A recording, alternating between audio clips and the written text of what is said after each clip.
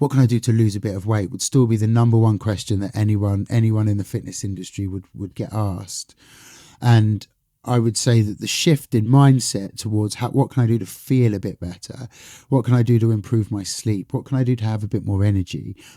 If you focused on the feeling outside of the weight on the scales and the aesthetic, you will start to look like you want to when you feel like you want to, not the other way around.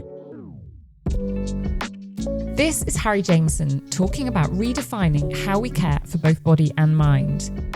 Harry co-founded Pillar Wellbeing, a premium health and wellness company that focuses on creating personalised, holistic approaches to health and wellness.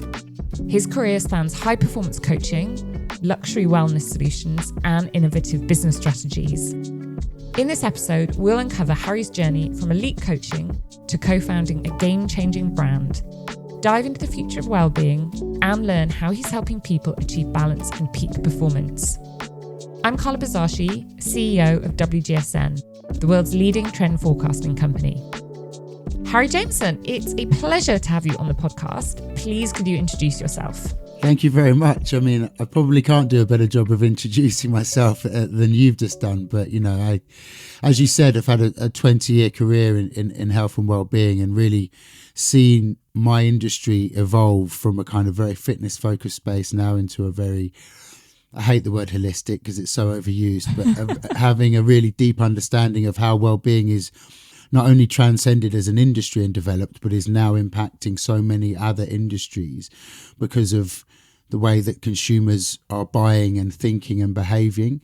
You know, we look at retail, at real estate, at hospitality, at technology, at physical design. All of those areas are being impacted by wellness or how they can impact one's well-being and performance, because we've seen this massive consumer shift in this kind of post-COVID landscape where the consciousness is, I want to feel good, and I want to feel good more often than I don't. And I want to perform at a high level because hustle culture dictates that. And I don't want to get ill because our environments for a long time have been set up to negatively impact our health. And now we know we can set them up to do the opposite of that. So it's an exciting time for my industry, but also how we're intersecting with other industries. And I'm sure we now appeal to a much broader demographic of people who are going, okay, well, how does wellness affect what I'm doing, both personally and professionally? So thank you for having me on board. No, I'm really looking forward to this conversation. It's a topic I feel strongly about. Definitely got my opinions, but it's always good to hear it from an expert.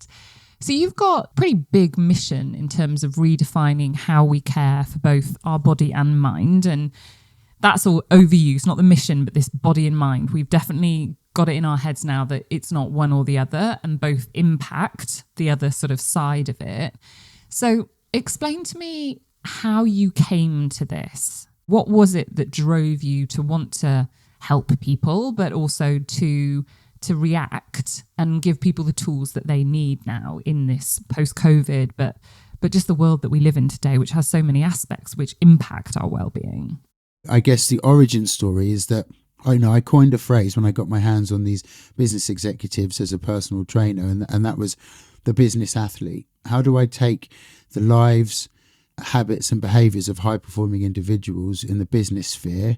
You know, looked after the guys who owned Chelsea Football Club, two of the partners of McKinsey, latterly a couple of years with the Prime Minister.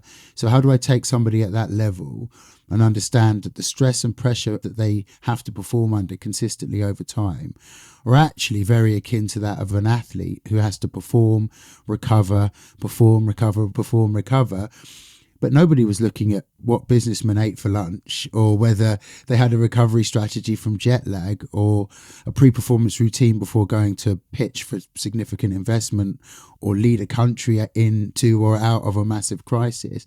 They were just expected to dust themselves off and get on with it. And I took the view that if we look at your sleep and your digestive health and your nutrition, your cardiovascular fitness, your mindset, we can make you better. Not only can we make you better at your daily job and give you a better chance to win, because let's not underestimate how competitive those people are, but also the research showing us that from an illness and a disease perspective, only about 5% of what's going to go wrong with me or you is down to our genes. So the other 95% will of lifestyle factors will impact our longevity, our chances of contracting one of the lifestyle diseases which are likely to get us all.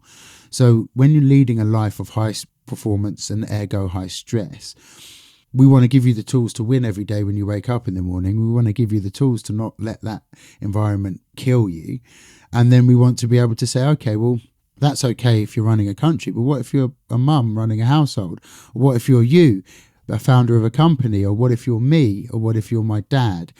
The great thing about well-being is it's completely democratized, whether you like it or not. No matter how much money you have in the bank, your physiology will respond to light and dark and stress and food and interpersonal relationships and protein just the same.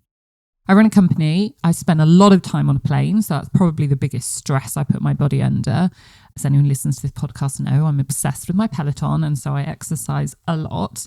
What would be some high-level advice you'd be giving someone like me? As someone who travels, your biggest challenge will be circadian rhythm and resetting your body clock to be able to not stagger off the plane a little bit jittery from too much coffee and a little bit dehydrated and ready to sleep in the afternoon. So being preemptive around one's circadian rhythm, napping when you need to, focusing when you need to, and sleeping when you need to is vitally important. And the quicker you can set your body clock to the time of destination, the better. It sounds little bit easy for me to say, but try and limit your alcohol consumption on the aeroplane. Aeroplane food is not good for one's digestive system. It's ultra processed, very salty, dehydrating. So what you eat and drink on that plane and when you sleep is going to have a huge impact. I think the way that you look at your cardiovascular training, your Peloton is a brilliant release of endorphins. But it's also a brilliant way to develop your cardiorespiratory fitness, which is ultimately the biggest predictor of longevity that any of us are going to have. So we now see that your VO2 max, which is, proportionally impacted by your weight and your cardiovascular fitness, but having a good VO2 max is a better predictor of longevity than whether you smoke or not. Really? And so, yeah. I did not know that. It's the number one predictor of longevity along with lean muscle mass. And so the amount of muscle that you have in your cardio fitness, not only will it dictate how long you're likely to live, but it's also going to have a huge impact on, I'm in my 40s, and my cardiorespiratory fitness, my VO2 max now is likely to dictate whether I can play with my grandchildren when I'm 80. It's likely to dictate whether your lean muscle mass is likely to dictate whether you can get up off the ground without being assisted, whether you can climb a flight of stairs, whether you can tie your own shoelaces. So staying on top of your fitness on the road isn't just going to help you feel a bit more energized when you're going into those meetings and give you the energy that you need. We're actually forward thinking and not being so blind as to say, let's do this quickly so we get a good win tomorrow. I'm saying health span is much more important than lifespan. Wow. So what's something that you think lots of people get wrong when they're thinking about, they want to overhaul their life, they want to be healthier? What do you see the kind of pitfalls and where people maybe concentrate too much on one thing, do things too fast maybe? What's the watch out? I think a lot of people come from a place of weight loss or weight gain. They come from a place of aesthetics. They come from a place of, God, I just, what can I do to lose a bit of weight would still be the number one question that anyone in the fitness industry would get asked. And I would say that the shift in mindset towards what can I do to feel a bit better? What can I do to improve my sleep? What can I do to have a bit more energy? If you focused on the feeling outside of the weight on the scales and the aesthetic, you will start to look like you want to when you feel like you want to, not the other way around. And the second one would to not really have a true understanding of what it is to recover. All of your musculoskeletal growth and repair, you get fitter when you recover, not when you actually train. And so you've made sure that you've done your 4 Peloton sessions a week.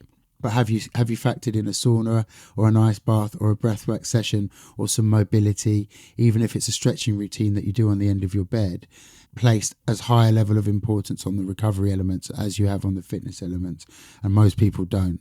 And so my 2 would be set the right goals and prioritize recovery, but really understanding that recovery is not eating sweets on the sofa on a rest day. It has to be active. And so what are you doing to proactively reduce inflammation and promote kind of restorative environment? Yeah, amazing. Okay, we're going to come back to the topic in hand. I've got some Questions to get to know you a little better. So just first thing that comes into your head. You have the chance to star in the remakes of either the film Rocky or Senna. Which one do you pick? Rocky all day long. I used to have the gym at the Rosewood Hotel, and they used to do press junkets there, and they did a press junket of the new Creed movie, and so I was very fortunate to be able to do a training session with Dolph Lundgren, the big evil Russian guy from Rocky. And when I went on to train some more famous people throughout my career, the tabloid journalists would say, Harry Jameson, personal trainer to Dolph Lundgren, which was not true at all, but I never corrected anyone about it. So it's that's my Rocky story. Yeah, don't let the truth get in the way of a good story, and that is a good story. That's brilliant. Okay, push-ups or squats? Push-ups. Okay, off that theme of questions, when do you get mad at yourself? I get mad at myself when I know I could have done something better. And I'm not talking about sort of constant self-deprecation, but I feel the most, I'm very ambitious in life, and I try to achieve everything that I feel is possible. And I think if I tried my best and I didn't get the outcome that I wanted, that's okay. And I adopt that with many areas of my life and business. But if I got up there and I didn't quite do as good as I can, it really pees me off. And so just not quite executing stuff that I know is within my capability is one of the frustrations that I have. What's your measure of a successful day? I saw this brilliant quote the other day which sort of cut me deep on Instagram. They said just not just a successful day, but a successful life. A successful life is you can't wait to get to work in the morning, and also you can't wait to get home in the evening. And I think that is really what we should be striving for. That's lovely. What was the last thing that intrigued you? How far can we go to create the ultimate built environment for which humans can thrive? I came up with a line in one of our meetings. I said, we've always gone as a service provider. We see how well can I train you? And then I'll flip that on the other head and on its head and say, how well is it possible to live? If there isn't any limits, how well is it possible to live? And, Brian Johnson's pushing the limits of longevity, but my God, I don't want to live his life because he's not living, in my opinion. And I think life is for the living. But how well is it possible to live? I think that really intrigues me as a big kind of existential point. That's a really good way of thinking about it, because I think about, I don't think, how can I optimize my life? But actually, I am doing that all the time. How can the house be nicer? How can the exercise be better? How can my diet be better? How can I be a better boss? How can I be a better wife, stepmom, all of those kind of things? But putting under that, how well is it possible to live life? I love that. But I'm also saying, included in that should be delicious food and nice wine and an art gallery and a sunset and travel. If we confined ourselves to the limits of what was good for our health, we'd never get on an aeroplane, and we'd never do some of the things that are enjoyable to us. So I think life is a rich tapestry, and we can't kind of pigeonhole things into too much of a clinical and medical setting. And we've been incredibly conscious of that in our business, but also in my personal life, to say a lifestyle product is something you can buy into every day. And I think the Medi-Spa market and lots of the things that we see, even in the wellness real estate space, have tipped too far into the medical sphere. And I definitely don't want to wake up in the morning and go and work out in a hospital. I want to feel like I'm buying into a lifestyle that is fulfilling and aspirational, not necessarily keeping me alive. It's the number of rich years that we have, not just the number of years. Right, so let's look a little bit forward. How do you see the future of wellness evolving? So in recent years, we've seen medicine that can help us lose weight.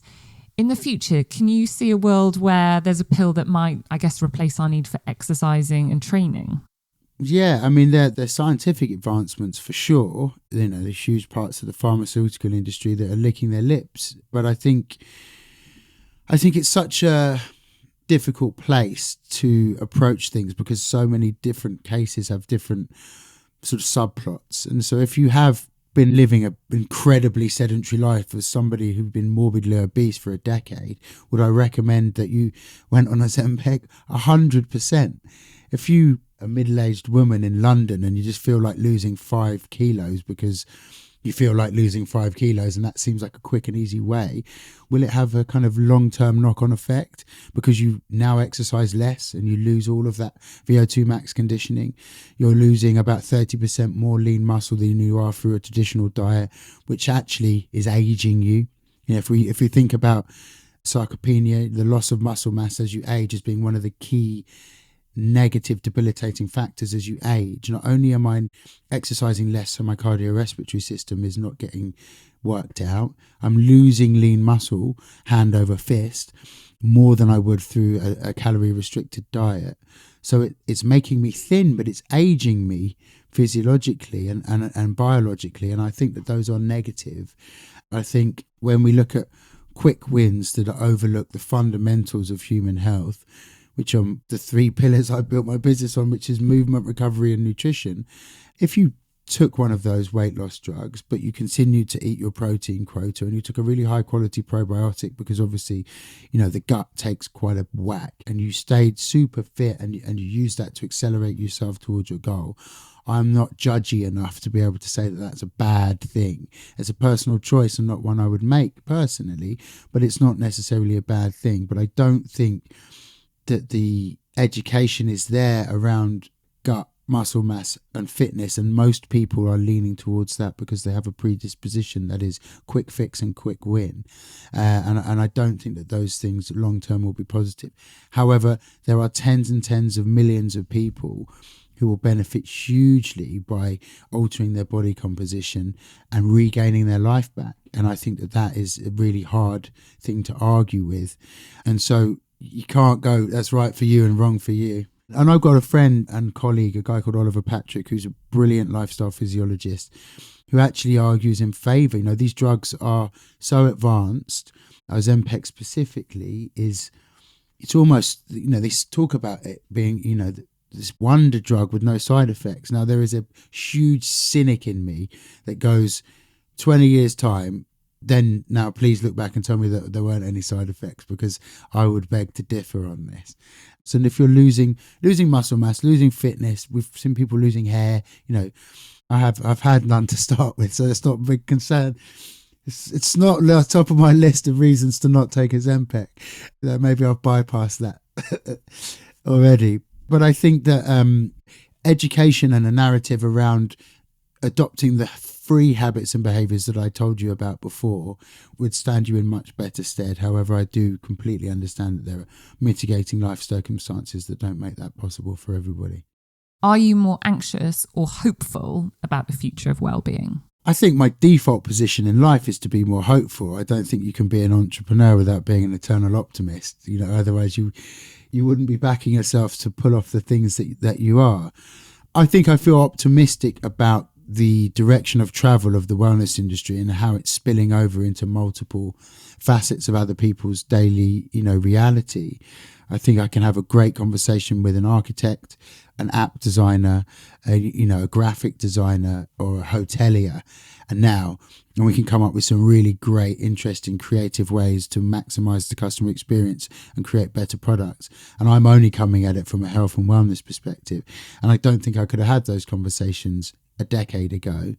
And so I think that's a really, really fascinating. You know, this is about, you speak incredibly well and your business does incredibly well about future forecasting.